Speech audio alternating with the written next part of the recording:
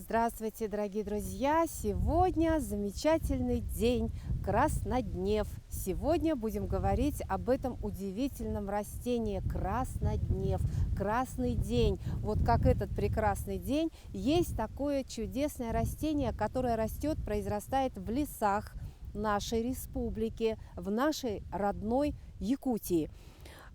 И сегодня мы будем говорить еще об одном растении, это пион. Ну, пионы это, конечно, уже история немного другая, это растения привозные, но тем не менее они очень популярны у многих садоводов и огородников. Наша задача сегодняшняя рассказать, показать нашим зрителям, как с научной точки, скажем так, зрения и вообще вот как правильно подходить к делению вот этих вот растений. Но мы будем говорить про красноднев или лилейник. Поможет нам разобраться в этой теме научный сотрудник Ботанического сада Северо-Восточного федерального университета Саргылана Захаровна Борисова. Саргылана Захаровна, здравствуйте. Здравствуйте. Ну что, в руках у вас? Да, в руках у нас лилейник. Угу. Он внесен в Красную книгу Якутии. Его западная граница доходит до Алекминского улуса. И далее встречается он крайне-крайне редко в Якутии. Очень декоративный вид. Цветет в июне. Очень обильно. И мы сегодня покажем, как его можно размножить делением корневища. О, какая борода Да. у него. Это листья. Да, это листья. Это одно растение, да? Это одно растение. Листья у него такие узкие, длинные. Ну, продолговатые такие. Да, ага. А цветонос гораздо длиннее. И обильно цветет желтыми крупными цветками. Угу. А в Красной книге он почему оказался? Его Редко встречается в Якутии, и только вот естественные его границы доходят только до Алекминского улуса. А по всей Якутии встречается в единичных точках. И поэтому он был внесен в Красную книгу как охраняемый. То есть в природе его не выкапывают. Мы вырастили его из семечка, собранного в экспедиции в Алекминском улусе. Этому растению лет 10-11. И в таком возрасте его можно делить. Я его выкопала. 10-11 лет? Да. Вот с возрастом растения будут шире. Но мы можем его поделить и получить уже несколько растений. Я выкопала его и разделила ножом на две части. Так, давайте вот мы видим, да? На две части. Вот, у лилейника желтые корни. И вот мы видим, да, вот я разрезала его аккуратненько ножом. Следует потом его припудрить угольной пылью. И потом можно будет эти два растения посадить. Но можно также еще и для того, чтобы корни эти очень длинные, мы можем вот так вот укоротить длину корней. Так, давайте. И они у нас будут компактные. Вот эту мохнатушку, а можно их еще Нет, раз посадить? Вот нет, эти это корни уже вот эти без огрызки? почек. Уже все. Да. Жалко. И вот такие аккуратненькие растения, вот такой корневой системой мы уже сажаем. То есть у нас из одного кустика вот этого большого, которому 10 лет, с ума сойти. В общем, получится сколько у нас? Ну, мы сейчас пока оставили всего два, но в принципе можно сделать так, чтобы аккуратненько разделив еще корневища. Можно 4 сделать. Надо, чтобы были почки, несколько почек наверху, и обязательно, чтобы целые корни были. И тогда растение у вас, во-первых, мы омолодим его, вернем ему молодость. Юность, и можно сказать. в саду у нас будет уже несколько растений, а не одно большое. То есть это многолетник, да? Да, и многолетнее травянистое растение, которое на зиму у него листья желтеют, и мы должны в саду срезать желтые листья, оставить сантиметра 10 и убрать уже срезанные листья. Мгм, Мгм. мгм. И таким образом На подготовить следующий его к год. зиме. Да, а надо накрывать его как-то. Нет, там, это местное укрыть? растение и Мгм. прекрасно себя зарекомендовало вот в наших условиях. Мгм. В Центральной Якутии растет без укрытия. Мгм. Вот. Второе растение – пион молочно-цветковый. Как вы сказали, пион не местный, Мгм. но он родоначальник многих сортовых пионов. И те любители, которые предпочитают выращивать сортовые пионы, зимующие сорта, это как раз может быть на основе пиона молочно-цветкового. Мгм. И сегодня мы покажем, как его можно отделить, не выкапывая целиком растение, а отделить только часть растения. Так, вот вы сейчас лилейник этот разделили. Это вот все у нас лилейник ведь, да? Да. Ага. Мгм. И сейчас мы что будем делать? Высаживать его в землю или как? Нет, если сегодня я хотела бы просто показать, как делить пион. Как Мгм. делить? То есть нужно обязательно выкопать. А вот как выкапывать правильно? Вот Нужно я на покажу, штык. да, Вы ага, сейчас мгм, покажете. мгм. Мгм. Ну что, Пока начнем? мы лилейник уберем. Так. Так, на зиму пионы А где они? готовят следующим образом. Вот здесь пионы? Да, мы где-то в сентябре начнем срезать побеги, Так. оставляя вот такие короткие части. Это подготовка к зиме. Так. Но в то же время можно его, опять же, осенью поделить Мгм. и сделать из одного растения, подготовить несколько Так. растений. Так, лопатой я очистила вокруг растения место. Мгм. Нашла место, где есть зазор между плотно стоящими стеблями. Вот здесь, да? Мгм. И сделаю лопатой глубокий такой вот надрез. Мгм.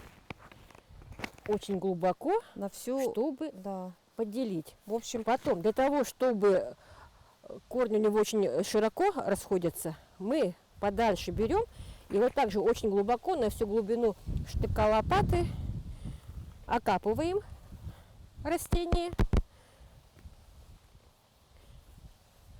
Сразу не растение не стараемся выдергиваем. от земли не выкапывать, а вот так вот срезать все корни Мгм. Несколько раз. несколько раз вокруг. Мгм. И только после этого осторожно мы лопатой приподнимаем уже срезанную часть. Так, лопата нам теперь не нужна. Ой, извините. И уже берем Да. руками, да? И вот Мгм. мы отряхиваем от земли. О, какие у И него мы корни. видим, да, вот Мгм. здесь видны почки. Почечки. Это Мгм. цветочные почки будущего года. Мгм. И Это сами деленка. корни, они такие И толстенькие. для того, чтобы срез не повредился вредными грибами, мы припудрим его Мгм. вот такой вот угольной пылью. Мгм. И тоже сделаем потом с деленками. Мгм. Так, мы припудрили. Закапываем яму. Следующий наш этап мы смотрим. В принципе, если вот есть места, где нет почки, Мгм. мы можем сделать надрез и здесь. Тогда получим вот осталось у нас одно растение, Мгм. и этой половинки мы можем получить еще два растения. Можно срезать вот так аккуратненько, очень острым ножом. Если опытные садовники, то это делают обычно лопатой. Светлана Захаровна, значит, очень важно, чтобы на каждой у нас вот, ну, как бы деленочке оказалась почечка, да? Да, желательно несколько почек. Мгм. Вот здесь еще тоже есть, вот под старыми побегами тоже есть почечка. Мгм. А как можно понять, вот где почка, а где, как Так, сказать, почку уже видно, да, вот такие вот остренькие такие вот выступы, да? выступы. Мгм. И мы А почему одна срезаем розовенькая, так. другая беленькая? Ну вот у молочно-цветкового у него бывают такие Мгм. вот, цвет у него и белый, и розоватый. Мгм. И вот тоже отражается также на расцветке побегов и вот почек. Мгм. То есть пион вот с этой стороны он был розовенький, а с этой вот беленький, Нет, да? у него вот нижняя часть лепестков розоватые. А, У него, мгм. в принципе, родители, видимо, были и розоцветные, и белоцветковые формы. То Но есть в он как-то основном, так переопылился, да, розовый с да, белым? ага. Но здесь у него тоже есть розовые Мгм, пятна, мгм. в принципе, да, это вот ни о чем не говорит. В принципе, если вот разрастется, он может тоже побелеть. Мгм. Мгм. И красный цвет это вообще пигменты, которые помогают растениям перезимовать. М. Они как-то Так, дают силы, да? да, ага. Мгм. Вот так вот. Интересно. Мгм. Вот у растений как-то все как у людей. Видимо, да, получается. Скажите, а вот здесь вот вы сказали, вот это можно поделить еще Да, или лопатой, или же, чтобы не острым повредить, ножом, да. остреньким ножиком. Ага. Мгм. А вы сейчас будете что Сейчас делать? мы подготовим для него лунку. Мгм. Ясно. Тут же рядышком. Рядышком. Ага. Лунка должна быть больше, чем вот сама деленка у нас, Мгм. и немножко поглубже. Мгм. Ну, какая у вас земля хорошая, чистенькая.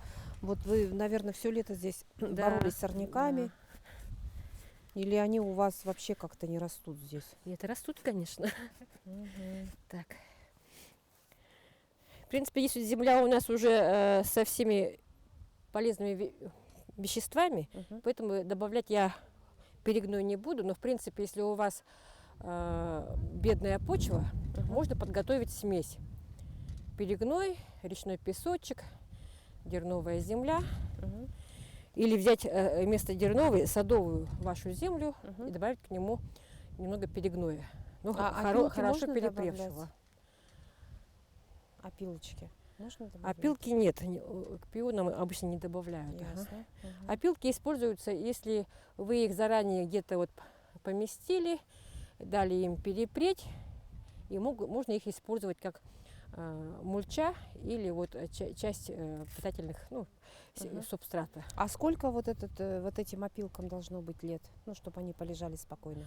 Ну, я бы рекомендовала 2-3 года. Мгм. Все-таки, если это свежее, то там очень много смол, Мгм. которые могут это подавлять развитие растений. Понятно. Мгм. Так, на дно лунки мы делаем, вот если у вас есть уже смесь хорошая, там, перегнойчика, да, вы делаете маленькую горочку, как бы Мгм. вот пригорок такой, да, Мгм. потому что у нас корневая система не плоская, Она а идет где-то есть вниз, такая, как да, бы. вот. Мгм. И вот когда мы расположим деленку на эту горочку, которую мы сделали из То есть смеси, будет да, ему то удобно и комфортно. там не будет у него воздуха. Очень Это опасно, важно. когда в лунке, вот, когда вы закапываете, остается воздух. Это как раз место, где развиваются болезнетворные микробы, М. что может потом развиться в болезнь и приведет к гибели растению. Да? Конечно. Пригорок. Вот у нас почва влажная, и поэтому мы сейчас не добавляем воду в субстрат, а сразу можем прикопать. Мгм. Вот я показала, где вот почки, и они должны быть от уровня земли, вот который у нас есть, да, Мгм. чуть пониже. Мгм. Когда мы его прикроем землей, очень плотненько, плотно, можно даже ногами Мгм. утрамбовать так, чтобы Мгм. вышел воздух, не было, и пролить. Останется вот такая вокруг лунка. Мгм. Пусть это остается, потому что на следующий год при поливе, если будет скапливаться вода, Мгм. и ваши растения быстрее укоренятся. Мгм. Ну, в А принципе, вообще, с возрастом оно пойдет, конечно, везде у вас эта лунка исчезнет, и у вас будут на одной уровне вот все растения сидеть. мгм.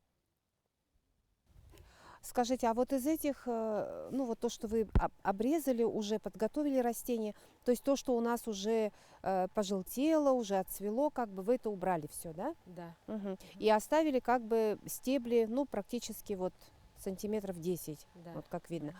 На следующий год вы их как-то будете, ну в смысле, они уже вырастут уже в полноценное растение, да? Дадут цветоносы и будет красиво. Мгм. Ну, ради чего вообще все это? В Якутии есть еще пион уклоняющийся или пион Марин корень. Мгм. Вот у него Осенью эти почки очень крупные, красные, Мгм. они находятся над землей. И так они зимуют. А вот и такие, как молочноцветковые, не местные пионы, у них почки небольшие, и обычно нужно их сохранять в толще земли. А весной у вас вот, во-первых, эти вот по остаткам стебля вы найдете ваши растения, э, почистите все вокруг, и вы заметите, что идет рост почек. М, Здорово. Скажите, вот этой деленкой, там, пересадкой, почему именно нужно заниматься, ну, осенью? Весной этим тоже можно заняться? Весной Или... можно заняться, Так. но весной бывает у садовников очень много работы. М, По огороду, по рассадой. И поэтому, вот когда более-менее такой до сбора урожая есть время, конец Мгм. августа, начало сентября, можем мы время уделить нашим садовым растениям. Мгм. В принципе, это можно делать и весной.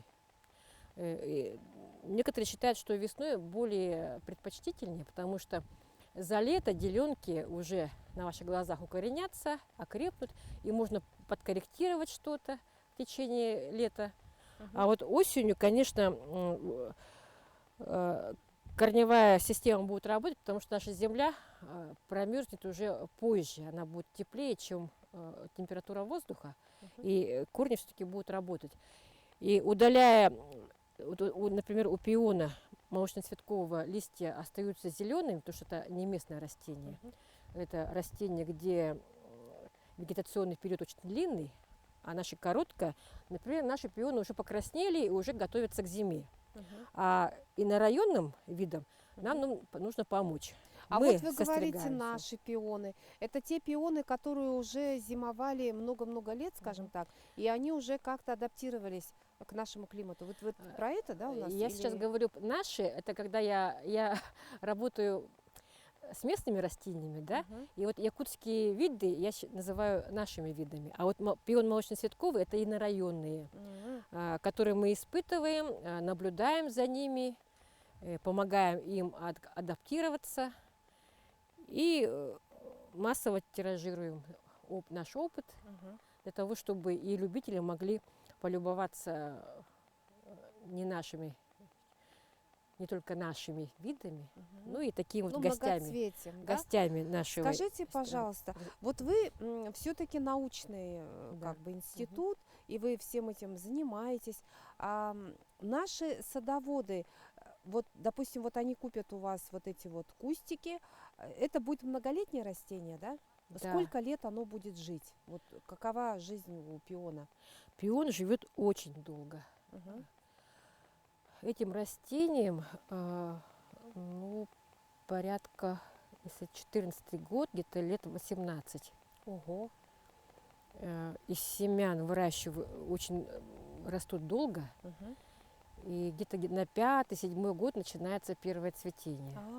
А вы уже продаете как раз уже почти готовые, да? То есть, Да. допустим, если вот я у вас куплю сегодня, ну, на следующий год, ну, посажу вот в эти дни, да, и на следующий год я уже буду любоваться этими пионами, да? Да, мы М, продаем уже генеративные растения, то есть которые уже цвели, мгм. но есть любители, которые предпочитают выращивать, вот взять молоденькое растение и сами наблюдают вот за его развитием, как он М, разрастается, мгм. превращается в большой красивый куст. Ну а так, Ну, конечно, это надо запастись цветущие. терпением, дорогие друзья. Это получается, если семечко, ой, ну 10 лет, это же целое поколение вырастает Да. людей за это время. Ну, надо же, какая долгая жизнь все-таки. И вообще вырастить пион, оказывается, в наших краях это прям целое такое дело. А затем вот уход каков по этому цветку? Ну, допустим, вот весной люди купили, посадили у вас вот эти кустики. Каков уход? Любят ли они солнышко? Или, может быть, им как-то тенечек подавай там, или что-то по питанию? Из-за того, что у нас лето очень короткое, все растения не местные, да, вообще предпочитают якутское солнце. Лето короткое, а им, жителям таких, где лето очень длинное, Ну да. им за короткое лето наше надо успеть вырасти, Дать потомство. отцвести, дать потомство. И поэтому, в принципе, мы высаживаем их только на открытом месте. Мгм. В тени, в нашей тени, в Якутии, просыпается растение позже, значит, и цвести будут позже. И вообще в тени вот этим растениям довольно холодно. Даже есть, такое получается- растение, как ландыш майский, Мгм. в принципе, это лесное растение, которое цветет в мае, посаженное под пологом деревьев, оно не будет цвести, ну, будет давать листья.